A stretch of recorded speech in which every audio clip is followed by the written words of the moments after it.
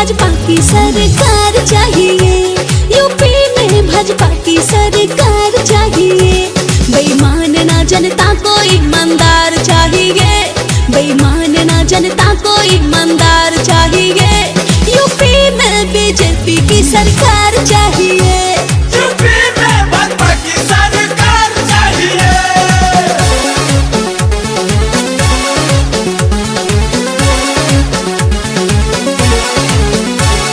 माफ न होगी किसी की भूल, अब की खिलेगा कमल का फूल। माफ न होगी किसी की भूल, अब की खिलेगा कमल का फूल। झूठे वादे करने वाले सत्ता में न आएंगे, ऐसे अब काले धन का वो रुतबा दिखाएंगे, रुतबा दिखाएंगे, रुतबा दिखाएंगे। झूठे वादे करने वाले सत्ता में न आएंगे, ऐसे अब काले धन का वो रुतबा दिखाएंगे। गरीबों किसानों को अधिकार चाहिए, गरीबों किसानों को अधिकार चाहिए। यूपी में भाजपा की सरकार चाहिए, यूपी में भाजपा की सरकार चाहिए।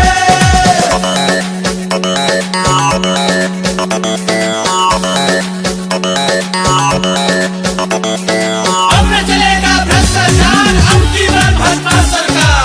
अब न चलेगा भ्रष्टाचार, अब की बार भाजपा सरकार। बुनकरों को घर घर में रोजगार मिलेगा, गंगा को अब नाम ना सम्मान भी मिलेगा, सम्मान भी मिलेगा, सम्मान भी मिलेगा। बुनकरों को घर घर में रोजगार मिलेगा, गंगा को अब नाम ना सम्मान भी मिलेगा। जन जन तक स्वच्छता अभियान चाहिए, जन जन तक स्वच्छता अभियान चाहिए। यूपी में भाजपा की सरकार चाहिए, यूपी में भाजपा की सरकार चाहिए।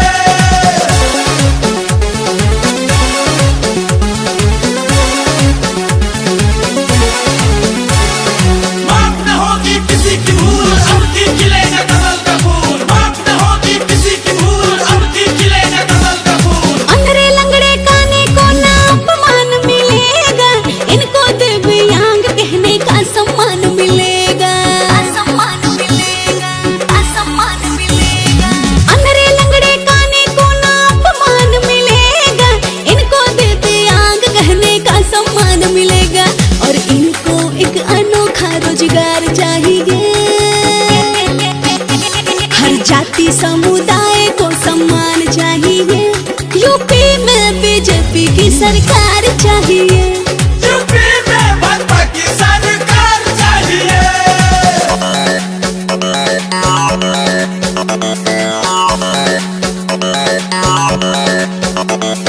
सबकी होगी अब की हार, अब की बार भाजपा सरकार। सबकी होगी अब की हार, अब की बार भाजपा सरकार। काम करने वालों को ही वोट मिलेगा, विकास के पथ पर जो आगे बढ़ेगा, आगे बढ़ेगा, आगे बढ़ेगा।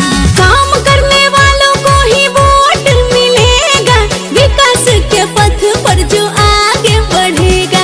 युवाओं बेरोजगारों को रोजगार चाहिए, युवाओं बेरोजगारों को रोजगार चाहिए।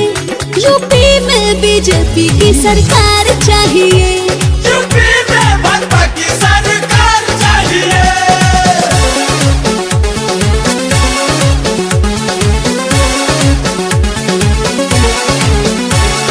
जन जन के मन का भाव, अब यूपी मांगे बदलाव। जन जन के मन का भाव, अब यूपी मांगे बदलाव। पूछ लो कहीं भी नेता हो तो वो कैसा हो, कहते हैं भारतवासी मोदी जी के जैसा हो, मोदी जी के जैसा हो, मोदी जी के जैसा हो। पूछ लो कहीं भी नेता हो तो वो कैसा हो, कहते हैं भारतवासी मोदी जी के जैसा। खुशबू उत्तम को जीत का समाचार चाहिए, खुशबू उत्तम को जीत का समाचार चाहिए। यूपी में बीजेपी की सरकार चाहिए, यूपी में भाजपा की सरकार चाहिए। Music by Manoj Pandit.